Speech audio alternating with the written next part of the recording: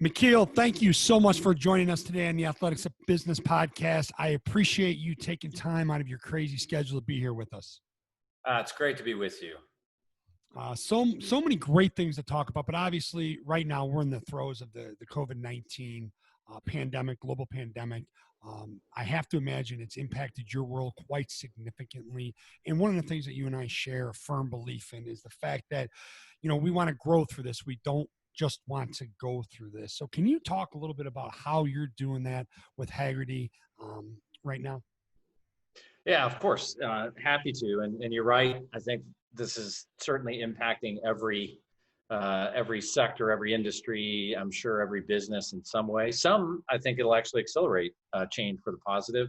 For sure, some, it's going to be an existential crisis. And what, we're really grateful for is that for years, we have built our culture around the idea of being a growth mindset company. And you've probably read Carol Dweck's book, The Growth Mindset, about the whole idea of taking adversity and setbacks and even just growth and feedback and everything else as a growth tool rather than as a personal attack or on some limitation of yourself and your capability. And so our culture was built around the idea of, really going deep with people, even 1,300 employees, of developing one-page plans, personal mission statements, all of that stuff, not just showing up for a paycheck. And so it's really helped us have to pivot our organization, which is multidimensional. The bulk of our employees are still in the insurance operation, but a lot in media, lots in different parts of our business, and get them out of the offices and working from home and hoping our systems can hold together, with this big virtual test. And fortunately, after I think that first bit of adjustment and shock, we're holding our own and really grateful that we had done all of that work prior to this, because when you read a lot of the leadership stuff that's getting blasted out now, like I'm sure you're reading and I am, right. Everybody will tell you that leadership through a crisis is really undersung until you're in a crisis. Mm-hmm. And best I can tell, we've been on this 10-11 year boom since the last financial crisis. And not a lot of leadership literature or leadership practices have been around how to respond to a crisis. So for me, you dig the well before you're thirsty. And I'm very grateful that, we've established this growth mindset perspective throughout. You just made a great point. And there's all this content going out right now, right? And you and I, you dig the well before you're thirsty. But I really believe that during this crisis, is when the ones who are paying lip service to their culture and to leadership and doing things authentically, I think they're the ones that are going to get exposed.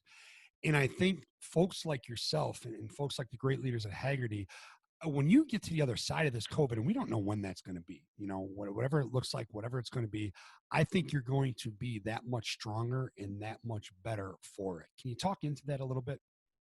Well, kind of back to that idea of just what's it mean to be a growth company, not just the growth mindset concept, which is, I think growth companies have this constant discipline of, you're evaluating, but then you're always looking forward.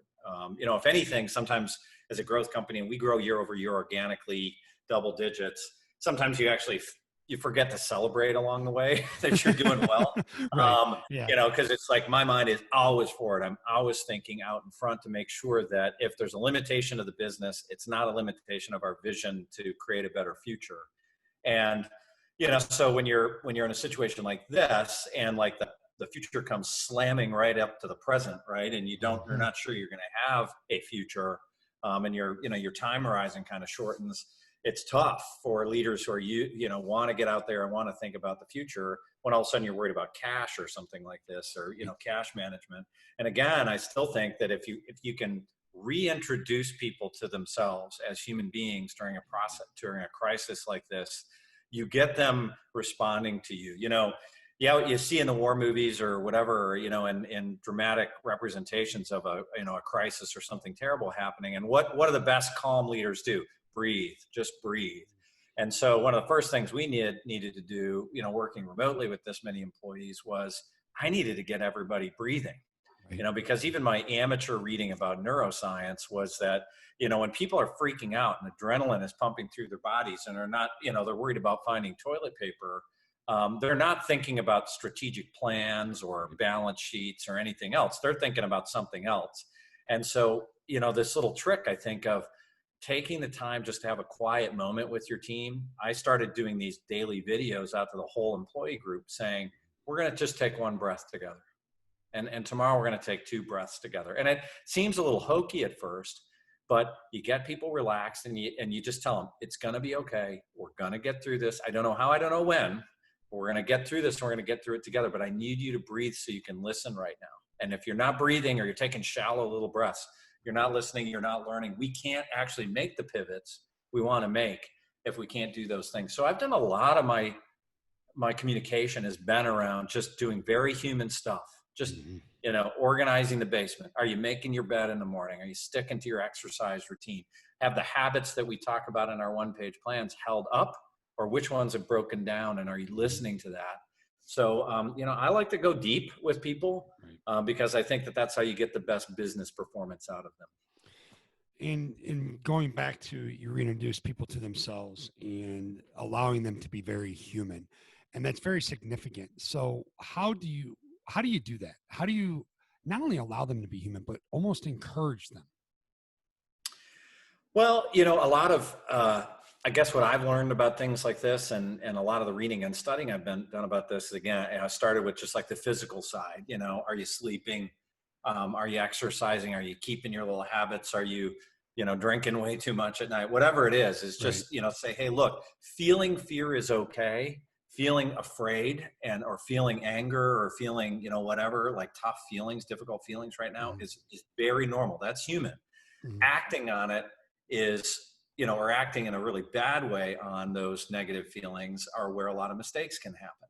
And, the beautiful thing about human beings is we have the ability to examine our own thoughts. We can have a thought and then you can think about the thought. And so if you can slow people down enough to say, hey, look, remember, we've got a brain for a reason. It's wired to keep us alive at a time of crisis or when, tiger's jumping out of the forest after us. We're not in a forest. We're watching things on the news. And while they may seem risky, we've got to slow down. We've got to breathe. We've got to do the physical stuff.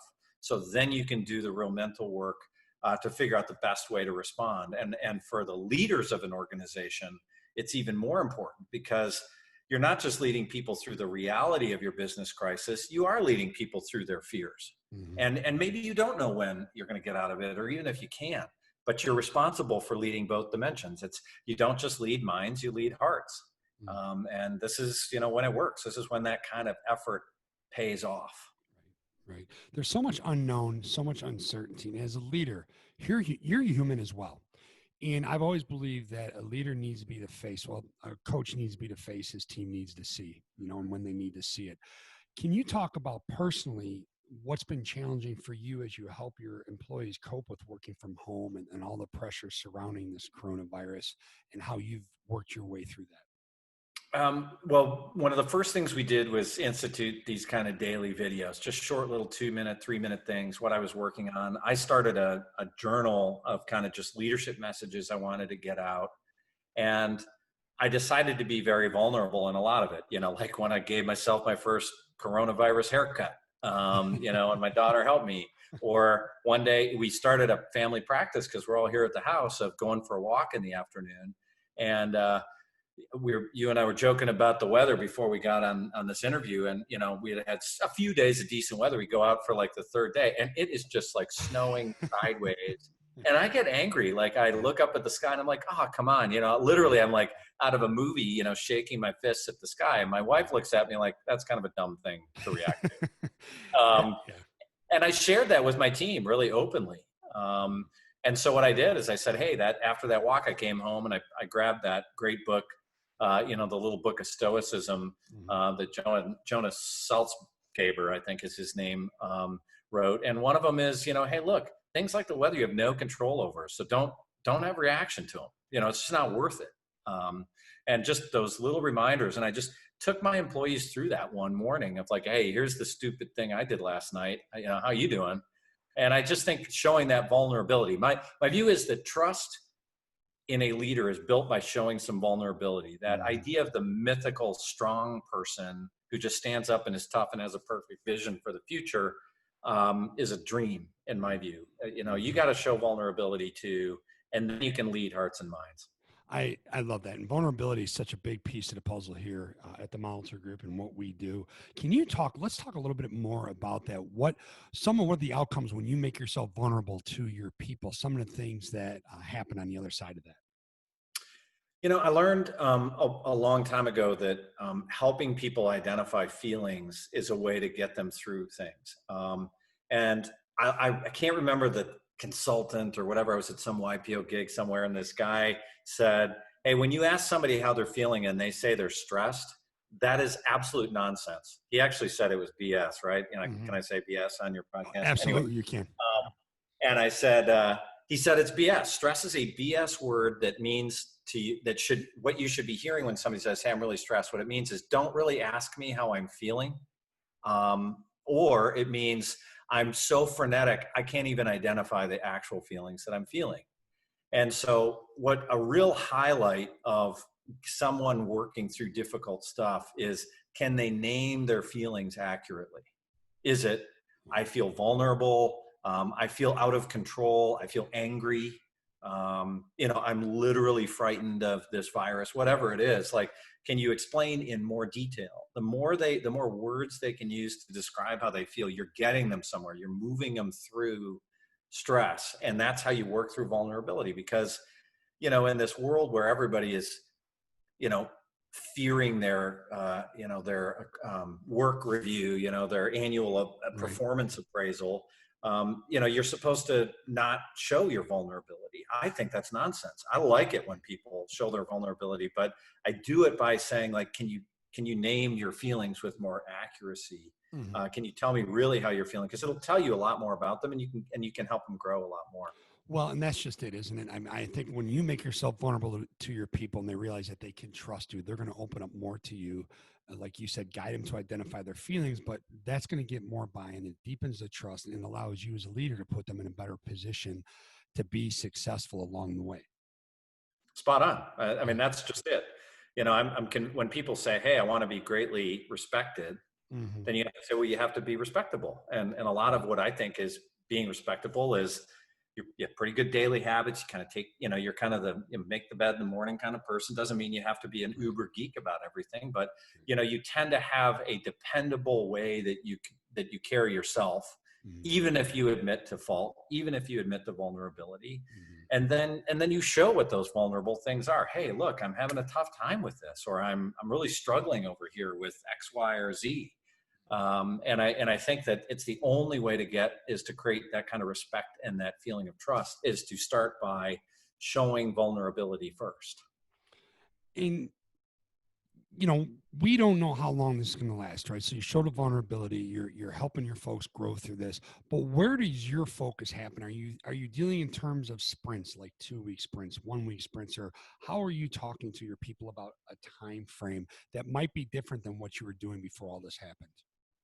Yeah, and that is a great question, right? Because we were fortunate that we were able to transition a good bit of our business, to just rely on our online channels. So we could work remotely, we could rely on online channels, but other parts of it were like all of our events, businesses, and all of our events just canceled. Our anything involved with recording television shows, anything involved with our media businesses, they were going to have to become virtual, which, like, to me, drops the quality very significantly. Advertisers were going to be dropping out of those businesses. Our drive share business, which is this kind of peer-to-peer, like the Airbnb of collector cars, that's just shut off, right?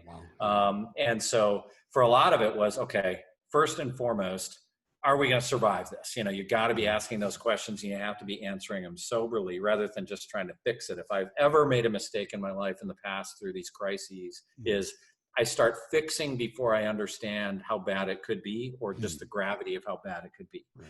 I mean, I've literally stood in front of a weather channel watching a hurricane bear down on something and say, "Oh, this isn't going to be that bad, right? We can get after this," instead of just saying, "Okay, let's really understand what is it going to be like if this hurricane hits there, and let's really understand it, and really let yourself like sink down into a potential worst case scenario." I don't like it any more than anybody else does, but if you rush too much to solution rather than honest appraisal of where you are or where you might be, So for me, I backed it down to these kind of 1 week sprints, which is Okay. what do I need to know in the next week to know what the next changes need to be. We fortunately didn't have to do it to the day or the hour or anything like this. Mhm. And then we stretched it out to 2 week sprints. So it was what could we pivot in 1 week, then what could we pivot in 2 weeks, so that we tighten the time horizon down. And then we started looking out months in advance, which is okay, for us, because we're so event driven and just kind of summer driven. Okay, what happens if this lasts through summer? What happens if it lasts in the fall? What is it that we have to do to manage that? So I think, leaders in crisis get a very good handle on their feedback rhythm and then their planning horizon rhythm. And you can't just sit there and bury your leadership team in, not being explicit about your time frames. And so for us, it was that 1 week, then 2 week, then multi-month sprints. So, I mean, as we talk about rhythm and we talk about the 1 week sprints, the 2 week sprints, one of the things that's so key to being fluid, though, is it's a fine line to walk, being fluid and having the ability to make decisions without all the information. How much does that come into play during this situation? It's the superpower of the best leaders. It is the superpower of the best leaders. It's the ability to make decisions with the least amount of information. I mean, that is just it. And now, there are probably different leaders in peacetime versus wartime. This is probably more like wartime because we're all kind of being attacked, or we're under siege, call it whatever you want to call it, use whatever metaphor you want to use. I think that idea of, understanding, again, not only your operating rhythms, but then understanding, okay, what is it that I have to be looking out at to figure out how to survive and then flourish. So, it's a challenge. But this is where you draw on the wells you dig. Well, exactly. And it's also where this amazing culture that you've built at Hagerty comes into play. Can you talk about that? Oh, thanks. Well, for us, when I first started in business, and I've been at this approaching 30 years, I thought culture was a nice to have. Hey, if you have a nice culture, it'll make it really nice. I didn't think it was essential, if not maybe the most important thing of the best businesses. And it wasn't until I can't remember where it was, but it was back in the early 2000s that I saw some speaker at a conference from Gallup talking about how you can measure culture. And I've always been if you can measure it, you can get it done. If it measured, it gets done kind of a person. And I thought, okay, now I'm a believer. If you can measure elements of culture consistently and over time, you could at least benchmark what you could do going forward. So, we were a very early proponent of using Net Promoter Score, for example, just as that, kind of ultimate question of customer satisfaction. Right. And there's so much you can learn from that stuff because it forces you to, just kind of every time ask, for those who don't know NPS, it's that one question, or they say the ultimate question of customer satisfaction, which is, would you enthusiastically recommend us to a friend on a scale of 1 to 10? And then really only 8s, 9s, and 10s are counted in a really positive way. You have these kind of middle grounds, and then everything else is actually negative. So you can actually have a negative Net Promoter Score. And it's a satisfaction rating that you can measure between industries.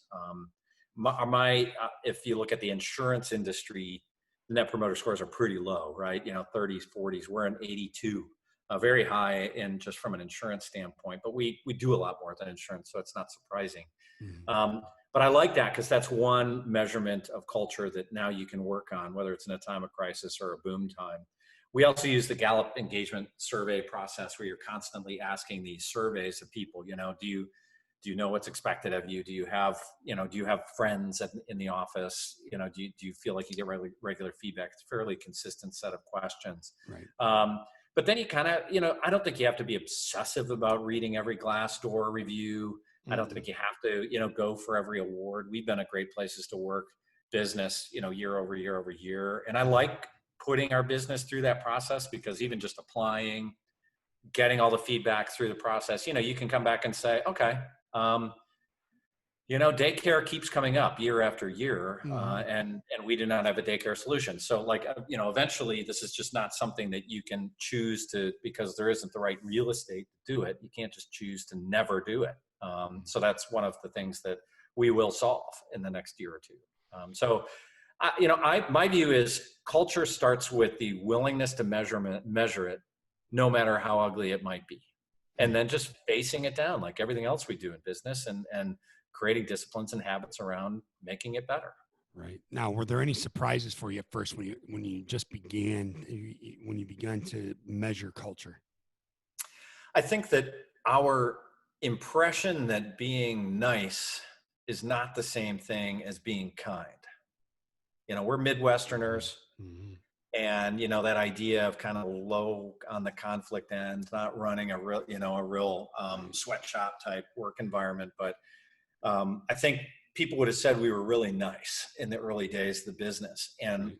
then you realize that it's more important to be kind, and sometimes kind means giving tough news to people or Right. delivering honest feedback when they're not making it, because nice is an easy way to cover up a lot of sins. And what we discovered was we were just growing so fast that we would just overlook poor performance sometimes in people, because it's like, well, you know what, we killed it again, we had another good year, we made money, Right. let's get on with it, let's just keep going. And we never Right. stopped long enough to sit there and go like, hey, but wait a minute, like Right. that team sucked, they were bad, or the leadership is clearly not Hmm. right there. Hmm. So I think switching from a nice to a kind mindset, and realizing that honest feedback, if kindly and clearly delivered, is the better way to build a culture.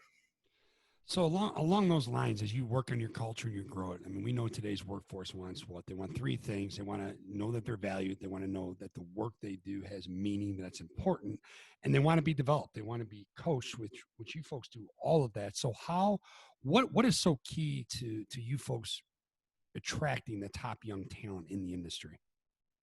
Well, it definitely has a virtuous cycle to it, which is when you get known for doing all of those things. For us, the enjoyment of meaningful work has been a core value. The idea that every single person is going to know what's expected of them, that sometimes I feel we can do better. But, and then that last piece, that everybody wants to be able to grow. We make it very, very clear, and I talk about it in and day out when I'm talking to people about culture, is that I don't believe in work-life balance. I think you get life, and Mhm. some of life you're paid for, and some of life you pay for, Yes. and that's it. And it's not about balance. It's not about anything. It's just, hey, you do need to have a place that you go earn some sort of income. My job is then to make that a place that you know what to do, and that you can grow both in your personal life and your business life. And I think, as you have, I mean, set aside COVID-19, Hmm. more and more people, those balances of working from home now, with all the technology we have, people wanting to do more and more things in their personal life that formerly would have never been allowed in a professional work environment. Right. Heaven forbid they want to go Right. to a parent teacher conference or hit an appointment or do whatever. And our view is we're very flexible with that stuff, because we want you growing and thinking as an overall human being, and your overall satisfaction with your life and feeling like you're learning and growing matters. So, like, our learning model, we call it Hagerty University. Hmm. It starts from the day you walk in the door, and it starts with just obviously kind of core training to be able to do your job, but then it starts adding a lot of things that would be considered more, personal development things, whether you want to become a better public speaker, whether you want to take yoga, whether you want to do, exercise classes, any of those things. We build in, something for that. What's amazing, I looked up yesterday, and, since the crisis, our gym from our headquarters is shut down, but our trainers are all doing online classes. And I think we had Wow. 50 people in a yoga class yesterday at lunchtime, remotely. That So is how cool is that? that is so cool. Yeah.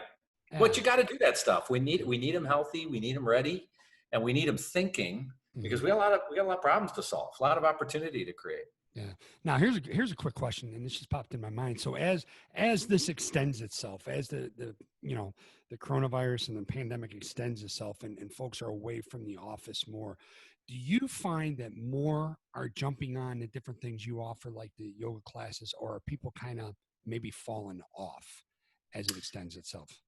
Yeah, I think that's a great question, and I don't know yet. It's still a little early. I think you're starting to get some teams are fraying a little bit, probably. Just Hmm. like the novelty of it early on. You're like, okay, I'm gonna survive. Got toilet paper. We're gonna work this out. Gonna have the kids on the iPad on the Right. couch next to me, kind of thing.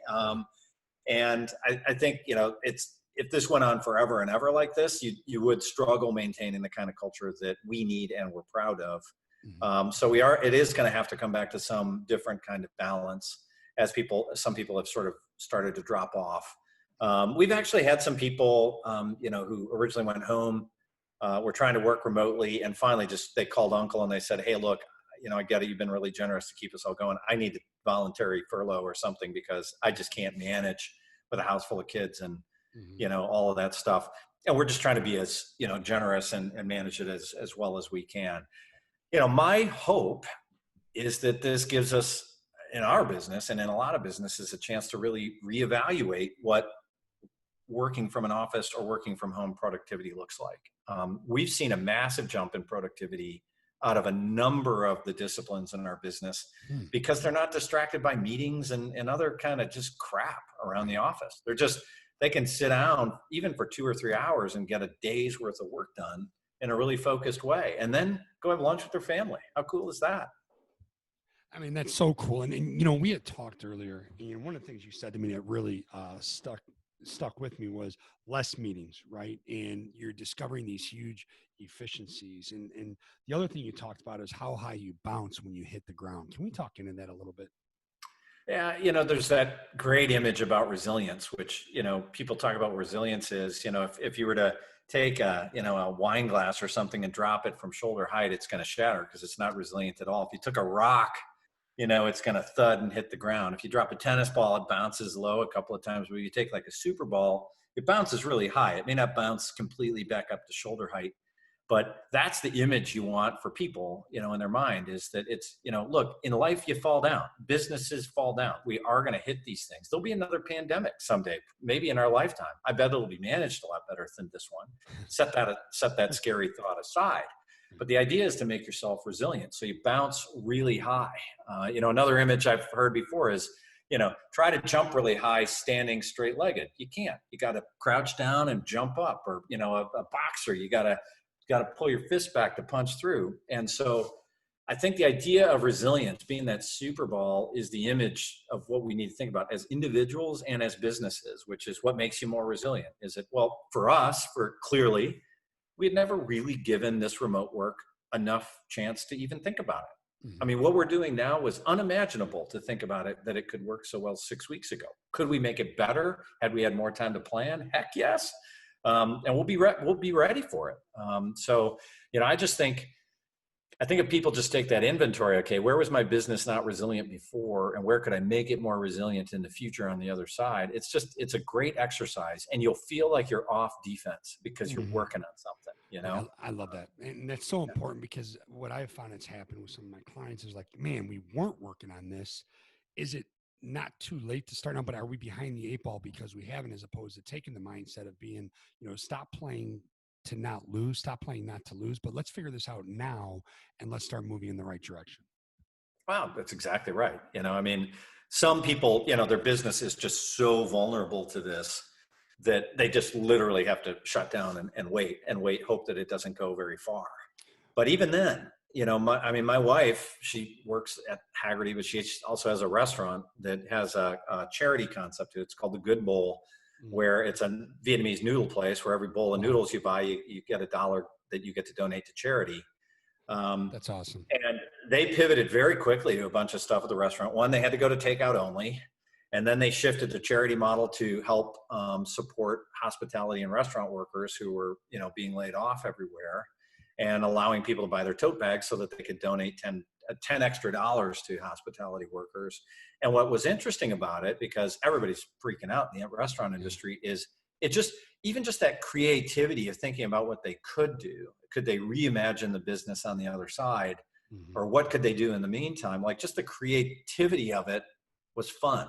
Like, I heard energy in her voice. It's scary, but you heard, it's like her evening job, right? To figure out with the restaurant team, like, what in the world to do. Other things they learned is that people like to buy takeout, and they buy enough for dinner and enough for leftovers for lunch the next day.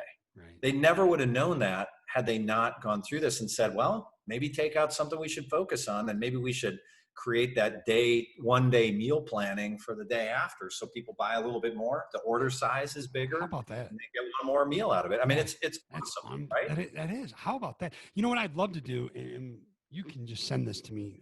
I'd love to get the link for her restaurant and put it in the show notes and put a little something in there about what they're doing on the charity side during this pandemic.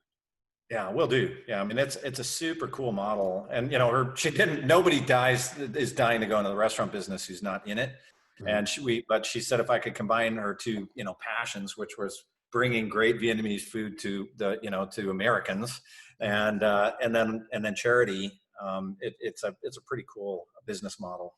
That is really cool. I mean, you folks have done so much great work. And along those lines, you mentioned YPO earlier. Can we talk about some of the amazing work and the roles you've had with YPO? Yeah, I joined YPO. For those who don't know, YPO is a leadership organization for presidents and CEOs of kind of medium to larger size companies, and it's a 70-year-old organization, geographically based, about 30,000 members in 142 countries. I joined back in 2000, the West Michigan chapter, and it was like my masterclass in leadership because I got to know all these, much bigger companies than ours at the time, and really impressive business leaders and just good people. These are people who aren't just trying to make money; they're also trying to build their lives, their personal lives, their family lives into something really special. I found a lot of extraordinary people. And because of YPO, I can go back year after year after year and remember all the little things I learned somewhere, or some conference or something I went to. And it's why we're almost 50 times the size today than we were when I joined.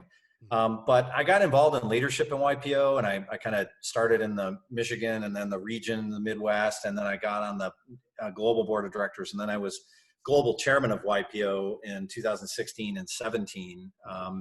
And I traveled about 180 days in about a year and a half, and hit 42 countries and met world leaders and amazing people. And what was cool about leading that organization is, one, it was a masterclass in leadership because every member you have to treat like a peer. Even though I was chairman, I couldn't force anybody to do anything. I learned how to influence people from a peer-to-peer perspective as equals. And that was a great, just personal learning opportunity. Mm-hmm. But it also exposed me to all different types of leaders in different cultures, cultures that I never had interest in, even though I love to travel.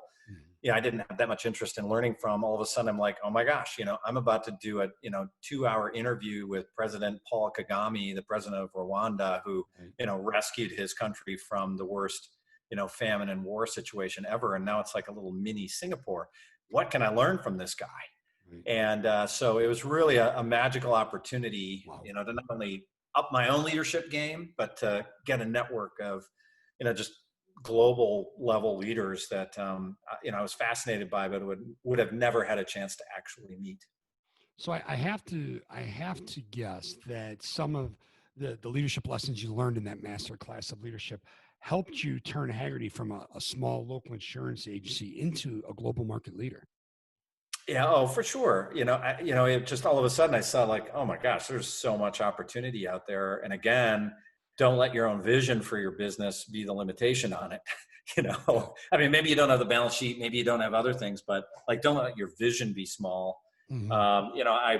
In fact, one of my YPO trips, I traveled to Israel to this leadership conference, and I met the son of Shimon Peres, Hemi Peres. Shimon passed away the year before I went. And I asked him, like, what's the biggest lesson he learned from? And he had this great quote his father was known for, which is, the only thing he fell short on is he didn't dream big enough. Wow. And, because the problem is if you dream small, you'll achieve your dream. And what I love about that is, for high performance people who like listen to this podcast, you're going to win a lot. You're going to have a lot more wins than a lot of other people do. But if your vision of what a win is small, then you're always going to kind of have that little bit of a disappointment in did you achieve enough? Did you go far enough? Right. And so I love that quote, which is just dream big, and if you dream big and you fall a little short, who cares? But if you dream small, you just never quite get there. And that's just one of, 100 things I learned, but feels right about now. It does. And speaking of that, so when you first, let's talk a little bit about your journey. I'm kind of work backwards here. Could have jumped into this earlier, but let's talk about your journey and when you joined Hagerty and the vision that you had. First of all, what got you to jump on board, and then the vision you had and how that's evolved into bigger and better dreams, because you folks have grown exponentially. Oh, thank you. Well, this business started in the basement of the house I grew up in when I was a teenager. My parents had sold their previous little insurance agency and started this little, it was really meant to be a kind of hobby business for them to kind of last them through retirement. And it was growing okay, but when we got, and it actually started in wooden boats, but it got into classic cars pretty quickly. And, if there's anything that, I don't know what you feel about auto insurance, it sucks. Like nobody loves talking about insurance. It's a terrible industry from a sexy standpoint. It's a very good industry. It provides essential services, but it's not sexy. And so I was after college, I studied English and philosophy in college. I went to a Russian Orthodox seminary and got a master's, studied to be a priest. And then I pursued my doctoral work in ancient philosophy. And I was kind of slogging my way through my PhD work when, my wife got pregnant and my mom needed help back home in the business. So I just said, hey, I'll put the studies on hold for a while. I'll go back and work for a while. But I'll only do it if I can make some real changes to the business. And I realized, like, if we could act more like a club, if we could act more like a passion-based group of people instead of an insurance transaction, I think we could do something really special. And can I tell a quick story about Nike? Because I know, Oh, absolutely. Please do. Yeah, I'd love it. So I was invited. I joined YPO a couple of years after I moved back, and I went to this really cool branding seminar that YPO did at Nike, and we got to meet like almost the entire C-suite of Nike at the time, but not Phil Knight or whatever, but almost everybody else. A lot of early employees in Nike. And first of all, you go to that Nike campus and it's big and gleaming and all these incredible sports hero statues everywhere and all this stuff. Completely intimidating if you're a smaller business. And they played this sizzle reel of all their athletes, Michael Jordan and, at the time, Tiger Woods and, Lance Armstrong. We saw how that ended, but, all of that stuff. And I just remember thinking, like, God, I could never run a business like this. How could I ever afford any of this? And then the next day, the head of marketing played a video that the CEO had shared. And you may recall this video back in the day. And it was a young kid who loved basketball, but he was autistic and he couldn't make the high school basketball team. So the basketball team made him the team captain. He'd hand out towels. And the final game of his management, being team manager of his senior year, because he always suited up for the games, never went in, the coach put him in. And what they didn't know is while his condition did not allow him to normally practice with the team and all this sort of stuff, that kid could shoot baskets lights out. And so they just throw him the ball. He just drains a 3-pointer like Steph Curry style, way behind the 3-point line. Crowd kind of goes nuts. They throw him the ball again, drains another one. I think he made like 5 or 6 3-pointers. Yeah. The whole crowd was going nuts. Even the other team was going nuts for him. And it's this really emotional video to see, the struggles this kid had and to see his capabilities. And what the CEO of Nike said was, I don't care if there was a Nike logo in there. I don't care if there was a sponsored athlete in there. I don't care anything about Nike. That is the spirit of our business. We are about the spirit of sport, the spirit of sport. And it was like a lightning bolt for me because I realized I'm about the love of the automobile. We're about the love of the automobile. We're not about insurance. We're not about this, that, and the other thing. If we just play up the love of the automobile, we can win. And so whenever I tell people, how do you grow your business really big? I say, what are the big ideas you can attach it to? Way bigger than your market or your competitors or anything like this. What could you create and in the spirit of sport model of the vision for your future? So that was, like lightning bolt number one, and we've never looked. So you walk away from that and you had this, right, for the love of the automobile. So what did you do next? What was the next step you took? Had to get real about creating this membership organization. So we had started it, and it was just kind of like a little add-on to our business. And then we really reversed the whole thing. We said, you got to become a member. You can't buy anything from us unless you're a member, unless you're going to, reading our magazines, unless you're starting to consume our media. And we kind of created this, what seemed like a little barrier to get people, because it actually had a cost associated with it. Right. And it's been the major differentiator. It's what sets us apart. As I say, the best leaders in an industry don't compete, they create. created a new thing, and just kind of left everybody in their dust. That was the next thing. I think, then it was having the guts to go into some areas like creating a lot of experiences, again, around the love of the automobile, creating events, buying event companies, getting really serious about the data around our world, in our world, because there was not a lot of data around what it is we are about around the classic car space, collector car space. So I started just seeking, are there any data companies? Is anybody studying this with credibility? Because I just had this feeling that if you can get to own your data or own the data of your industry, you automatically have an advantage over everybody else. So, did a bunch of small acquisitions, and I mean really small, sometimes just hired somebody who is expert in the data, right, and started, creating insights around it. So, one of my kind of rules of innovation is, what's the high ground you can seize? And for us, it was data, because if I had data, then I could bury a competitor, but I could create more partners because I'd have the data. And so it's those are the next steps after the Nike lightning bolt moment, swoosh moment, I guess I should say. The swoosh. There you go. So I'm refraining from saying just do it. But anyhow, I digress. No, but an amazing story when you think about it, because you didn't go there probably expecting to have that moment, right? That moment of clarity, like what comes next. Or had you been messing around with that idea of membership before?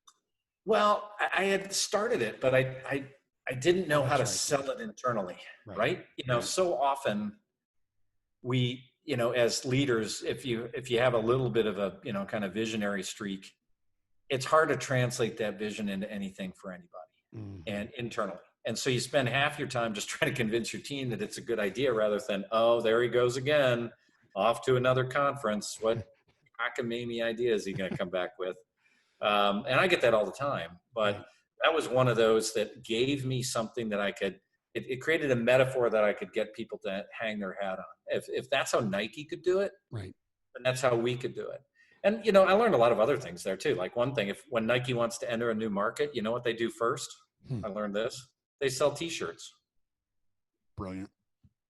Because they said, easy to fulfill. You can sell them anywhere in the world. They can be manufactured anywhere. And if you want to go into hockey or you want to go into some new market, you start selling t-shirts there. And they don't sell shoes first. Shoes come later. Wow. Just fascinating little things. And so I was asking myself, what's your rhythm? How do you enter a market? Are you selling your main product, the one you really want to sell, or do you need to sell something else first to get people used to you? Wow. So when you bring that idea back, right? Like, is he off to another, what's he going to now? And you bring this idea back and you really believe in it, right? Like you're attached to this idea. How did you get the buy-in from your leaders and get their emotional attachment to it as well? Yeah, we have a planning cycle that's pretty rigorous. So, we're a Rockefeller Habits daily huddle, weekly meetings on a set schedule. And then we plan quarterly. We do full strategic planning with budget resets quarterly rather than annually. And I think that has been a godsend because prior to, 2007, 8, we were an annual, we had planned on more of an annual cycle. And the only thing I can tell you about an annual plan, as you know, is that it's wrong. It's wrong from the second you come out of it. Yep. You just don't know how wrong it is or when it will be wrong. So the advantage of planning quarterly and giving yourself 2 full days a quarter to plan with your senior team is you can make adjustments during the course of the year because, unless you're in a really, really stodgy industry, something's going to change in the next 90 days. And so that has helped. So what it gave me is I have more than average amount of time as a CEO talking about strategic things. Just having time on being able to talk about where we're going and is the message landing. So for me, again, dig the well before you're thirsty, having that rigor and discipline around strategy discussion helped us, or helped me have a venue that I could bring this up. And, this idea of no, I think we got to go bigger. And then there was a real reinforcing moment. It was actually during my YPO chairman year, which is I had a speaker at a conference, one of the most amazing speakers that I had ever met, got up and gave a speech about the future of autonomous driving and how it's going to change the world more than any single innovation in the world and change cities and everything else. And when I introduced myself to him afterwards, gave him my business card, he said, "Hey, I'm so sorry, I'm going to put you out of business." And I'm like, "What?" And he's like, "No, seriously," grabbed me by the arm, looked me in the eye and said, "Seriously, you have to find something else to do. I'm putting you out of business. You aren't going to survive." And I thought, well, what a jerk, but I sat back and I was bothered by the conversation because I knew something about my business that he didn't know. I was not prepared for somebody to be that aggressive. Right. And what I realized is we got to pump up the volume on our message. And that was, we need a purpose. We need a real purpose to attach ourselves to. And after about a year of work, we landed on this purpose that, everybody's so worried about whether young people are going to like cars and whether driving will exist someday. And we believe it will, in the same way that horses didn't go extinct 100 years ago. In fact, it's a $50 billion industry in the United States, is that we're going to be the company that saves driving for future generations. Mm-hmm. Now, that's not save commuting. That's not saving, traffic jams on the 405. That's saving driving, the fun and enjoyment of getting out on a country road or out somewhere just to clear your head. And what would it take to save it? And what kind of organization would it take to save it? So, it started for us, one, with, do I have the image right? Can I sell it inside? And then can I attach it to a higher purpose? And I absolutely love that. Yeah, that's absolutely the plan we're working now. That's the plan we're working now. That's a great segue into the last question.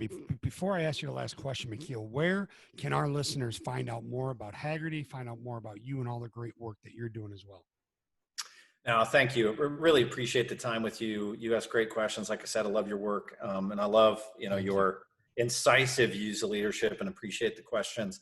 So you can find out Hagerty at Hagerty.com. All of our media sites and everything all flowed off of that. So there's cool, fun car stuff to talk about. Some of my writings and blogs between LinkedIn. If anybody wants to find me on LinkedIn, I post most of my content first there, and then it all ends up residing on McKeelHagerty.com.